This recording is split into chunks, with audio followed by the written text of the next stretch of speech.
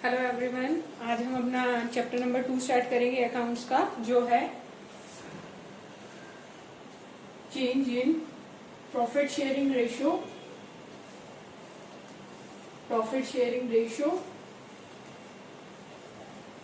Among existing partners.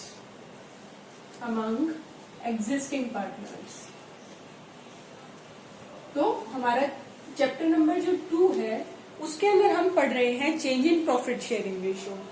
हमारे जो chapter का नाम है change in profit sharing ratio among existing partner. Main चीज जो यहाँ पर ध्यान रखने वाली है, प्रॉफिट शेयरिंग रेशियो किसके बीच में चेंज हो रही है? एग्जिस्टिंग पार्टनर्स के बीच में। जैसे ए और बी हैं, वो क्या कर रहे हैं, पहले वो शेयर करते थे 1:1 के अंदर, अब पार्टनर सेम ही है, ए और बी ही है, लेकिन उनकी प्रॉफिट शेयरिंग रेशियो हो गई 3:2। तो ये क्या हो गया? एग्जिस्टिंग पार्टनर्स, मतलब कोई नया पार्टनर नहीं आ रहा, कोई छोड़कर नहीं जा रहा। जो एग्जिस्टिंग पार्टनर्स थे, ऑलरेडी थे, अब भी सेम ही है।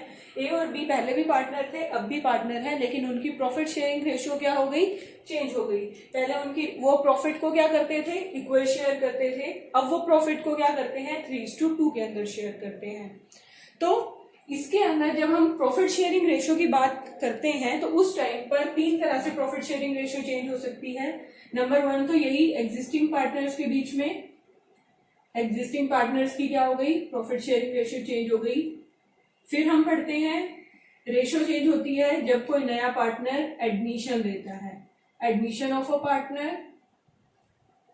या फिर किस टाइम पर चेंज होती है? जब कोई पार्टनर रिटायर हो जाता है, रिटायरमेंट ऑफ अ पार्टनर। ठीक है। नेक्स्ट आ सकता है डेथ के टाइम पर, अगर कोई पार्टनर डाइड हो गया तो उस टाइम पर भी क्या है, वो पार्टनरशिप छोड़कर चला जाएगा। और लास्ट है हमारे पास अमलगमेशन के टाइम पर, अमलगमेशन। तो ये कुछ टर्म्स हैं, ये कुछ केसेस होते हैं जिस टाइम पर आपकी प्रॉफिट शेयरिंग रेशियो चेंज होती है। ये है एग्जिस्टिंग पार्टनर्स के बीच में, मतलब आपके पार्टनर्स चेंज नहीं होंगे और प्रॉफिट शेयरिंग रेशियो चेंज हो जाएगी, जो हम पढ़ रहे हैं चैप्टर नंबर 2 के अंदर। नेक्स्ट है एडमिशन ऑफ अ पार्टनर। अगर कोई नया पार्टनर फर्म के अंदर आता है तो उस टाइम पर भी तो प्रॉफिट रेशियो चेंज होगी। जैसे ए और बी है, वो 1:1 के अंदर कर रहे हैं। अगर सी आता है, सी नया पार्टनर आ रहा है, तो उस टाइम पर अगर इनकी रेशियो हो गई ए बी सी की 1:1, तो पहले प्रॉफिट के 2 पार्ट्स हो रहे थे, अब प्रॉफिट के 3 पार्ट्स हो रहे हैं। तो प्रॉफिट शेयरिंग रेशियो तो हमारी चेंज हो ही रही है। एक एग्जाम्पल लें, 1 लाख का हमारा प्रॉफिट था, पहले अगर हम उसको डिवाइड करते थे तो ये दोनों पार्टनर्स 50,000 लेते थे, लेकिन अब एडमिशन हो गया नया पार्टनर का, 3 पार्टनर्स हो गए, तो हर एक के पास कितना आएगा? 33,333 ईच। तो इस तरह से कुछ तो प्रॉफिट शेयरिंग रेशियो चेंज हुई। नेक्स्ट है रिटायरमेंट ऑफ अ पार्टनर। अगर कोई पार्टनर रिटायरमेंट ले लेता है फर्म में से अपने आप, तो उस टाइम पर भी जैसे ए और बी हैं, ए और बी और सी 3 पार्टनर्स है, 1:1 के अंदर शेयर कर रहे थे। रिटायरमेंट के बाद 2 ही पार्टनर रह गए, ए और बी, और उनकी रेशियो है 1:1। तो सेम केस है, जैसे पहले 2 पार्टनर्स थे, फिर 3 हो गए, तो इसके अंदर पहले 3 थे, फिर 2 हो गए, तो प्रॉफिट शेयरिंग रेशियो में चेंज आ गया। सेम केस क्या हो सकता है डेथ के केस में भी, लेकिन इसके अंदर सी की डेथ हुई होगी, रिटायरमेंट नहीं होगी। ये जो हम दोनों कंसेप्ट पढ़ेंगे, ये हम पढ़ेंगे चैप्टर नंबर 4 के अंदर। ये एडमिशन आपका चैप्टर नंबर 3 है। तो ये सब हमारा पार्टनरशिप के बारे में है, तो ये हम आगे डिटेल में एक एक चीज को पढ़ेंगे। लास्ट आती है अमलगमेशन। अमलगमेशन क्या होता है?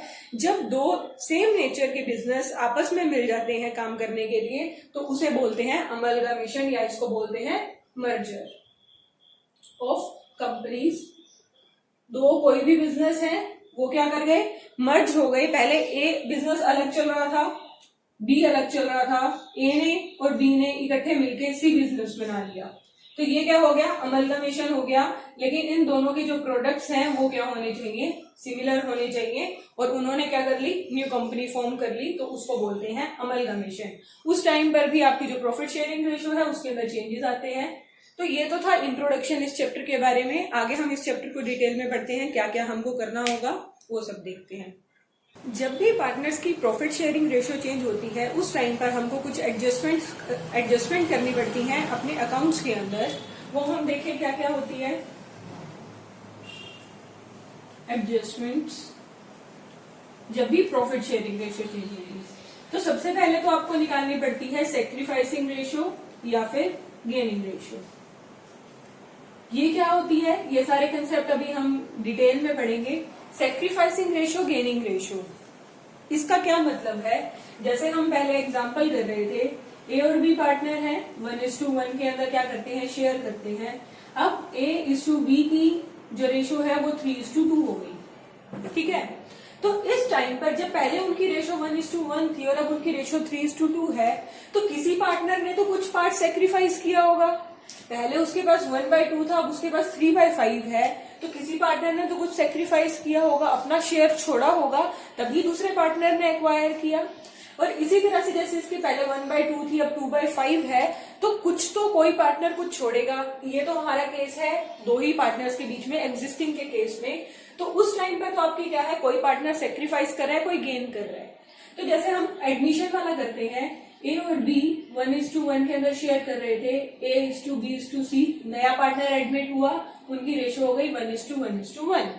तो अब जो सी आया है उसको उन्होंने शेयर दिया 1/3। तो ये शेयर किसने दिया, ए और बी ने दिया ऑफ कोर्स, क्योंकि उन्हीं के पास फॉर्म थी, वही पार्टनर्स थे।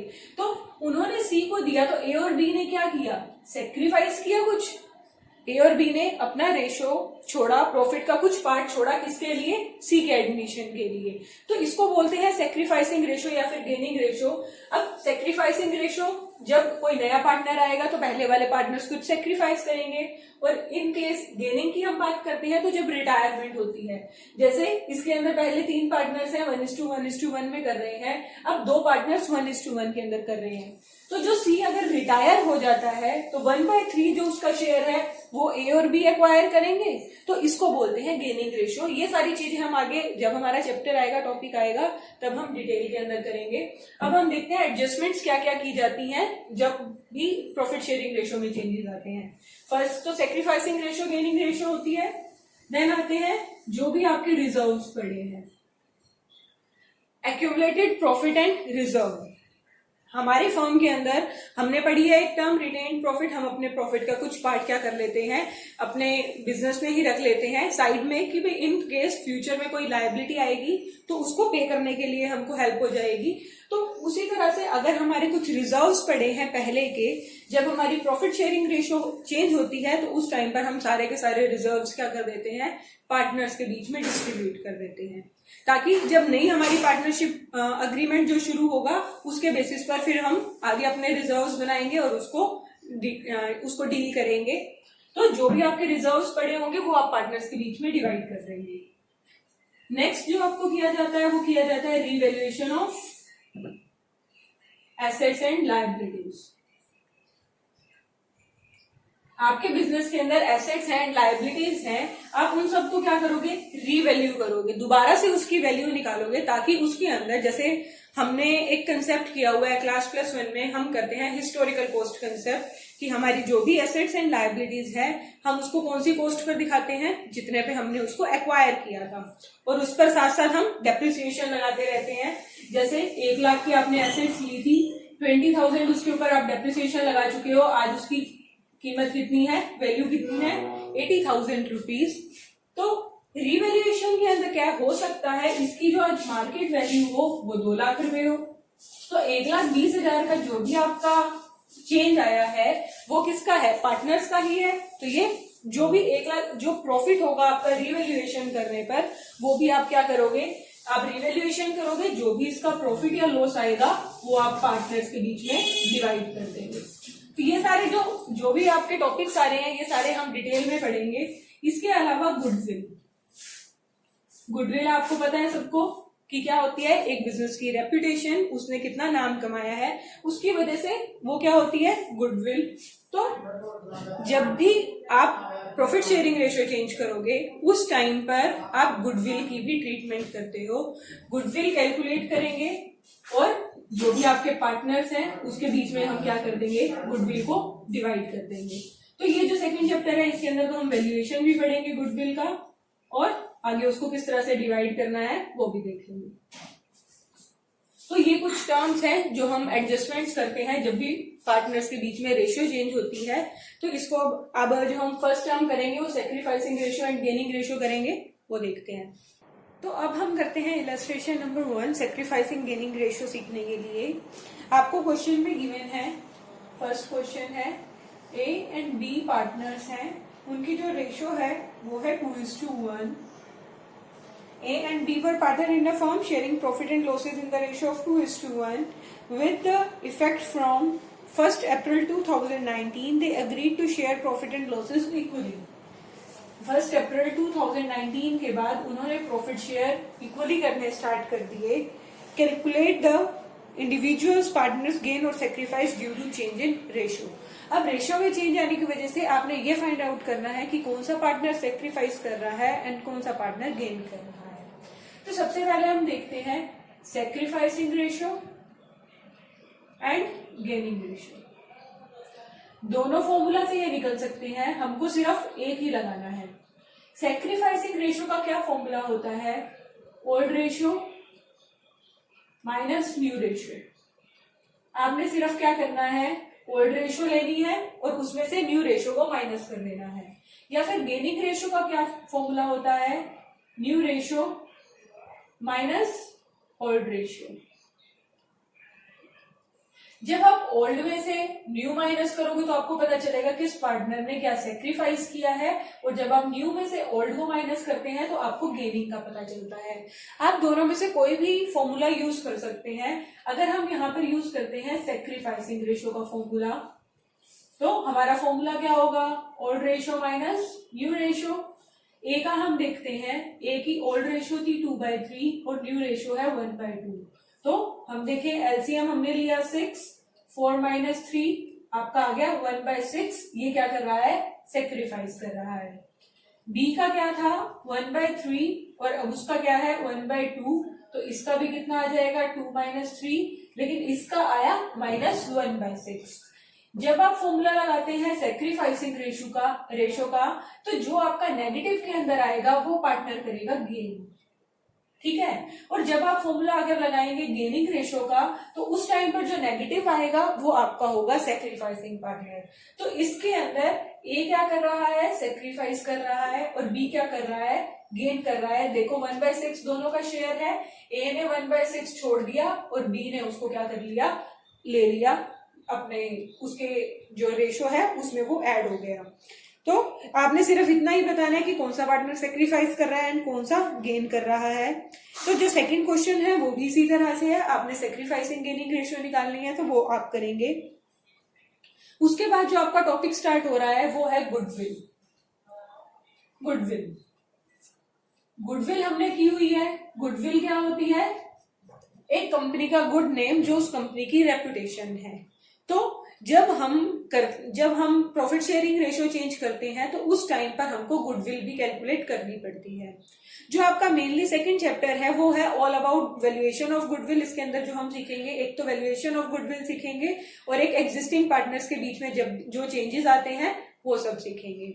तो यहाँ पर गुडविल जो होती है वो दो टाइप की होती है। एक तो होती है परचेज्ड गुडविल और एक होती है self generated goodwill. Self generated goodwill. अब जो गुडविल है परचेज्ड गुडविल, परचेज्ड गुडविल का क्या मतलब है? ए बिजनेस ने बी बिजनेस को परचेज कर लिया। ए बिजनेस था, उसने क्या कर लिया? बी बिजनेस को परचेज कर लिया। तो जो बी को, अगर इसकी एसेट्स एंड लायबिलिटीज हम कहीं 20 लाख की हैं और हमने उसको 22 लाख रुपीज पे किए हैं, तो जो ये इन दोनों का डिफरेंस है 2 लाख रुपीज, वो क्या है? हमने उसकी गुडविल को परचेज किया है। उसकी एसेट्स एंड लायबिलिटीज 20 लाख की थी, लेकिन हमने उसको 22 लाख रुपीज पे किया। तो जो ये 2 लाख रुपए हैं वो किस चीज के पे कर रहे हैं? क्योंकि जो वो बी बिजनेस है उसका नाम बहुत अच्छा है मार्केट में, और हम उसको 2 लाख रुपए किसके पे कर रहे हैं? गुडविल के पे कर रहे हैं। और सेकंड होती है self generated goodwill. Self generated goodwill क्या होती है? हमारा बिजनेस कंटिन्यू चल रहा है और उसके बीच में जैसे कि हमारा बिजनेस चलता जा रहा है और हमारी गुडविल जनरेट होती जा रही है, हम खुद ही उसको जनरेट कर रहे हैं। हम उसकी एग्जैक्ट वैल्यू नहीं निकाल सकते जब तक हम बिजनेस को सेल नहीं करेंगे। यहाँ पर भी हमने बिजनेस को सेल किया तो हमको पता चला कि इन्होंने 2 लाख रुपए एक्स्ट्रा पे किए हैं, तो वो गुडविल की है। तो जब आप परचेज करते हो आपको पता चलता है जो सेल्फ जनरेटेड गुडविल है उसको हम बुक्स के अंदर रिकॉर्ड नहीं करते हैं। तो ये है गुडविल के बारे में। अब इसके बाद हम इसके मेथड्स स्टार्ट करते हैं। गुडविल कैलकुलेट करने के 3 मेथड्स होते हैं। गुडविल के मेथड्स हम कर रहे हैं, 3 मेथड्स होते हैं। एक तो होता है average profit method. Average profit method सबसे सिंपल मेथड है। देन आता है super profit method, super profit method. And third आता है capitalisation method, capitalisation method. Capitalisation method है, 2 तरह से काम करता है। कैपिटलाइज करता है एवरेज प्रॉफिट्स के बेसिस पर एंड सुपर प्रॉफिट के बेसिस पर। तो ये वाला मेथड सीखने के लिए पहले हमको जरूरत है कि हम ये दोनों मेथड अच्छे से सीख लें, तभी हम कैपिटलाइजेशन मेथड कर पाएंगे। तो सबसे पहले आज हम करते हैं average profit method. Super profit method हम नेक्स्ट क्लास में करेंगे। तो एवरेज प्रॉफिट मेथड के लिए आपकी इलस्ट्रेशन नंबर 3 है। The total capital of the firm of Saurabh, Mohit and Nikhil was 1 lakh. तीनों पार्टनर्स के मिला के कैपिटल 1 लाख है। The net profit for the last 3 years were 2013-14। Illustration third है। आपको प्रॉफिट्स गिवन है 2013-14 के 40,000। उसके बाद 14-15 के गिवन है 46,000, 14-15 के 46,000 एंड 15-16 के गिवन है 52,000, 52,000। There was an abnormal loss of 3,000 in 2014-15। abnormal loss हुआ था 2014-15 के अंदर कितने का? 3,000 का। आगे कहते हैं goodwill of the firm was to be valued at 2 years purchase of the average profit of the last 3 years। आपने क्या करना है, गुडविल जो कैलकुलेट करनी है वो 2 years परचेज के बेसिस पर करनी है। अभी हम एक एक करके मेथड करते हैं और किस तरह से कैलकुलेट करेंगे वो करते हैं। Of the average profit last 3 years के लेकर करना है। आपको क्या करनी है, गुडविल कैलकुलेट करनी है फर्म की। अब सबसे पहले एक चीज जो हमको निकालते हुए याद रखनी है, जब भी हम एवरेज प्रॉफिट के बेसिस पर गुडविल कैलकुलेट करेंगे तो 2 चीजें याद रखेंगे। जो भी किसी ईयर का एबनॉर्मल लॉस होगा, मतलब अगर आपका 2014-15 में प्रॉफिट था 46,000 और इस साल आपको किसी एबनॉर्मल का मतलब हम क्या कहते हैं कि गलती से या फिर जो हो गया, होना नहीं चाहिए था। नॉर्मल सिचुएशंस रहती तो वो ऐसा ना होता, लेकिन सिचुएशंस खराब होने की वजह से आपके लॉस हो गए। तो गुडविल निकालते हुए हम जो सिचुएशंस है वो नॉर्मल लेकर चलते हैं। तो जो भी आपके एबनॉर्मल लॉस होंगे उसको आप वापिस से क्या कर दोगे, ऐड कर दोगे प्रॉफिट्स के अंदर, मतलब हम उस लॉस को कंसीडर नहीं करेंगे। और इसी तरह से अगर आपके क्वेश्चन में एबनॉर्मल इनकम या एबनॉर्मल प्रॉफिट देर का होगा तो वो उस ईयर में ऐड होगा, तो हम उसको भी कंसीडर नहीं करेंगे, हम उसको उस प्रॉफिट में से माइनस कर देंगे। जैसे इसके लिए हमको 3 साल के प्रॉफिट गिवन है 40,000, 46,000 एंड 52,000। हम सबसे पहले एवरेज प्रॉफिट निकालते हैं। तो एवरेज प्रॉफिट के लिए हम क्या करते हैं, 3 साल के अगर निकालने हैं तो तीनों सालों के प्रॉफिट्स प्लस करके divided by number of years. हमारा फॉर्मूला क्या होता है, पहले total profits of the year, total profit of the years and divided by number of years, यही फॉर्मूला होता है। तो हमने क्या करना है, 3 years के बेसिस पर निकालना है। फर्स्ट ईयर का आपका प्रॉफिट है 40,000, सेकेंड ईयर का आपका प्रॉफिट है 46,000, लेकिन इधर आपके पास एबनॉर्मल लॉस था 3,000 का, जो अब हम क्या कर देंगे, इसके अंदर ऐड कर देंगे। तो ये आपका सेकेंड ईयर का प्रॉफिट हो गया। प्लस में थर्ड ईयर का प्रॉफिट है 52,000 डिवाइडेड बाय 3 सालों के प्रॉफिट लिए हैं तो डिवाइडेड बाय 3। अब अगर इसका टोटल करते हैं तो वो कितना आएगा, 1,41,000 डिवाइडेड बाय 3। इसको कट करेंगे तो ये कितना आ जाएगा, 47,000। ये तो हमारे निकल गए एवरेज प्रॉफिट। अब हमने निकालनी है गुडविल। गुडविल निकालने के लिए आपने सिर्फ क्या करना है, फॉर्मूला क्या आपका रहेगा, average profit into number of years purchased. आपको क्वेश्चन में गिवन होगा नंबर ऑफ ईयर्स परचेज्ड, आपका एवरेज प्रॉफिट क्या है 47,000, नंबर ऑफ ईयर्स परचेज क्या है 2, तो आपका प्रॉफिट कितना हो जाएगा, गुडविल कितनी हो जाएगी 94,000। तो एवरेज प्रॉफिट सिंपल सा मेथड है, आप एवरेज प्रॉफिट निकालेंगे, टोटल प्रॉफिट करेंगे, जितने भी ईयर्स गिवन है, एबनॉर्मल प्रॉफिट और एबनॉर्मल लॉस की हमको एडजस्टमेंट करनी पड़ेगी। ना तो लॉस को कंसीडर करेंगे ना ही इनकम को कंसीडर करेंगे। उसके बाद जब आपका एवरेज प्रॉफिट निकल जाएगा तो गुडविल का आपका सिंपल सा मेथड है एवरेज प्रॉफिट इनटू में नंबर ऑफ ईयर्स परचेज, आपकी गुडविल आ जाएगी। अब हम करते हैं इलस्ट्रेशन नंबर 4। क्वेश्चन में आपको बोला है A and B are partner sharing profits equally. A और बी पार्टनर हैं और इक्वली प्रॉफिट शेयर कर रहे हैं। They agree to admit C for equal share. C को जो लिया है वो भी इक्वल शेयर के लिए लिया है, मतलब तीनों क्या हो गए 1:1:1। देन कहते हैं फॉर दिस पर्पज गुडविल जो आपने वैल्यू करनी है 150% of the average annual profit. आपने जो गुडविल निकालनी है वो क्या करनी है 150% ऑफ एवरेज एनुअल प्रॉफिट, तो 150% कर देंगे। नेक्स्ट आपको प्रॉफिट्स गिवन है, उसके बाद आपको कुछ एडजस्टमेंट्स गिवन है। हमारे पास 5 इयर्स के प्रॉफिट हैं और एडजस्टमेंट भी 2-3 सालों की हैं, तो हम क्या करते हैं, तो एक ही क्या करते हैं टेबल बना लेते हैं 5 इयर्स के लिए। आपके पास है फर्स्ट ईयर है 31 मार्च 2015, तो आपका फाइनेंशियल ईयर हो गया 2014-15, ये आपका 15-16 हो जाएगा, ये 16-17, 2017 एंड 18 एंड 2018 एंड 19। ये 5 इयर्स के हैं। तो सबसे पहले हम देखते हैं प्रॉफिट्स कितने हैं। क्वेश्चन में हमको गिवन है 40,000, देन 60,000, देन 1 लाख, देन 20,000 का लॉस है। तो जब आपको लॉस गिवन होता है आप उसको नेगेटिव को ब्रैकेट से डिनोट करते हो और उसके बाद 1,50,000। ये आपको 5 इयर्स के प्रॉफिट्स गिवन है।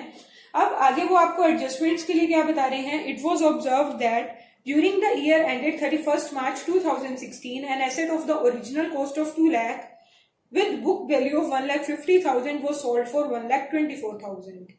31 मार्च 2016 आपका ईयर कब एंड हो रहा है 31 मार्च 2016 को, मतलब फाइनेंशियल आपका 2015-16। इस ईयर में आपके पास एक एसेट थी जो थी 2 लाख रुपीस की, आपने एक्वायर की थी।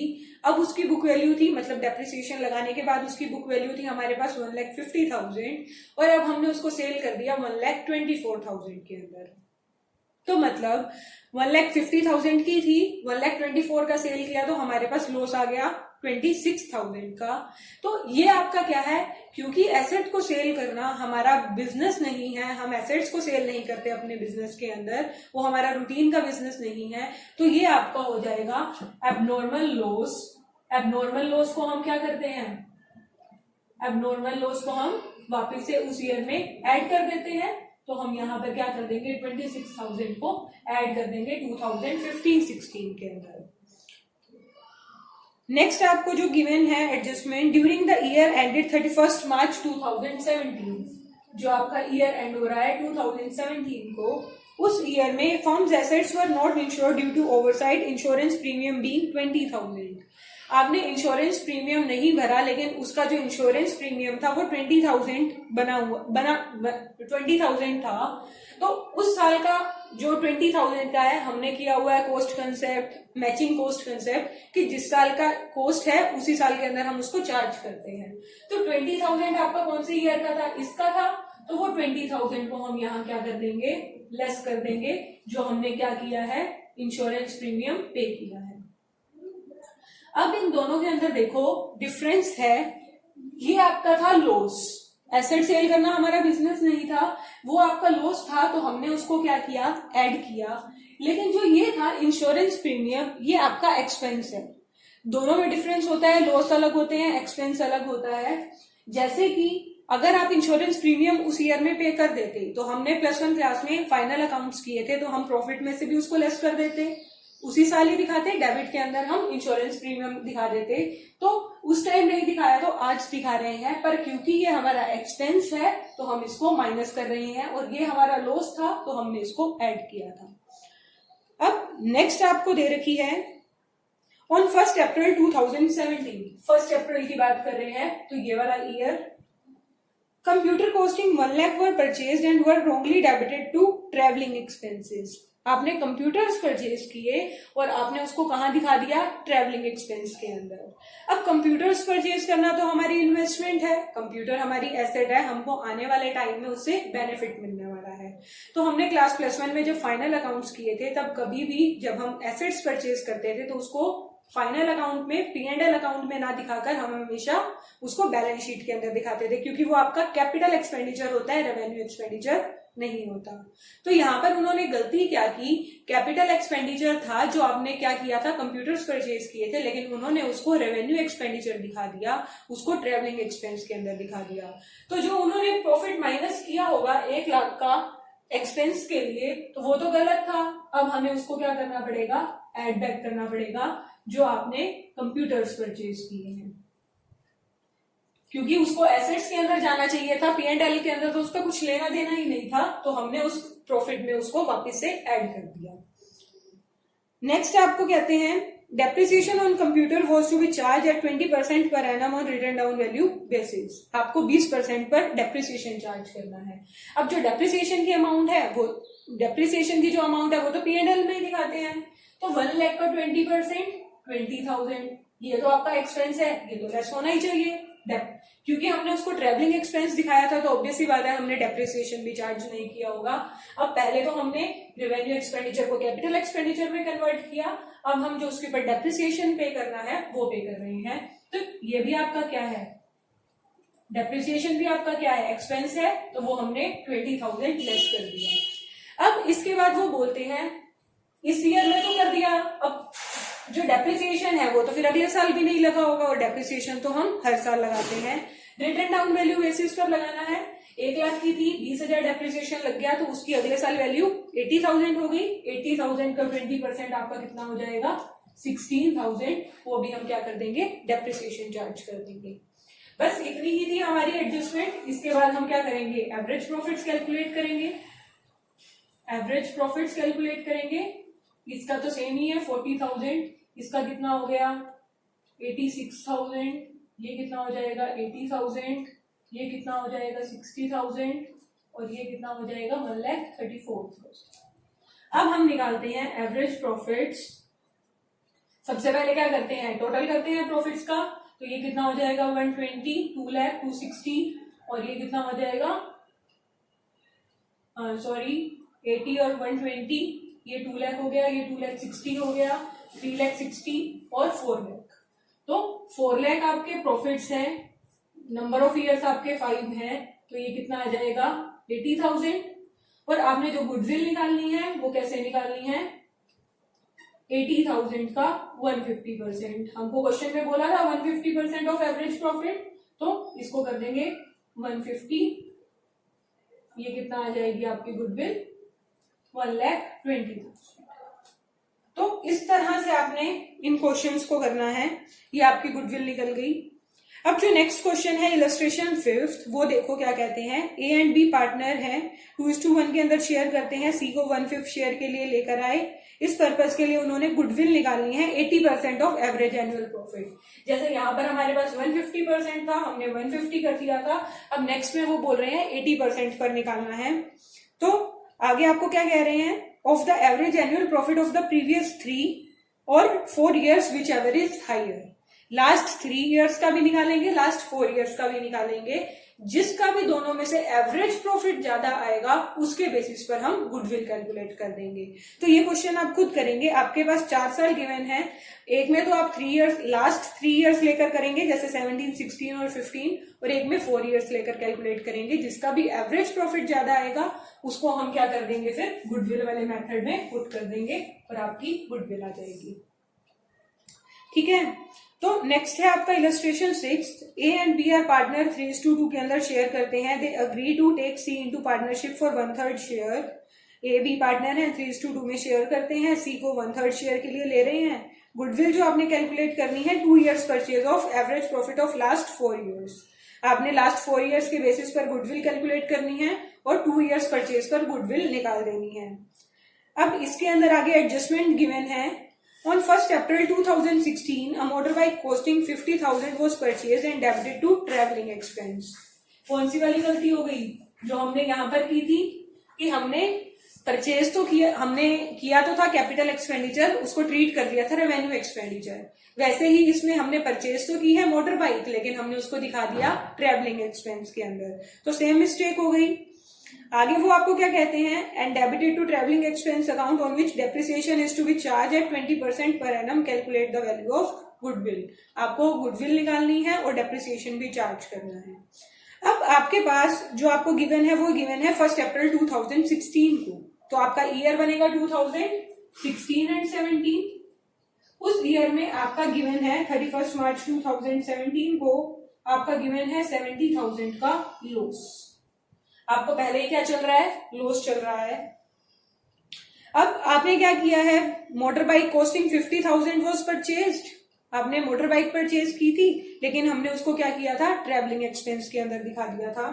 तो अब हम क्या करेंगे, 70,000 आपके ऑलरेडी लॉस में चल रहे थे, प्लस में क्या हो जाएंगे 50,000, ठीक है। अब आपका लॉस कितने का रह गया, 20,000 का। 70,000 के आपके क्या थे, लॉसेस चल रहे थे। 50,000 के आपने मोटर बाइक परचेज की, तो हमने वापस से उसको ऐड कर दिया, आपके लॉसेस 20,000 के रह गए। उसके बाद आपने क्या करना है, डेप्रिसिएशन भी चार्ज करना है। डेप्रिसिएशन कितनी अमाउंट पर करना है, 20% पर। 50,000 का 20% 10,000, उसको हम क्या कर देंगे, लेस कर देंगे। अब 20,000 तो ऑलरेडी पहले लॉस का था, 10,000 फिर लॉस का हो गया।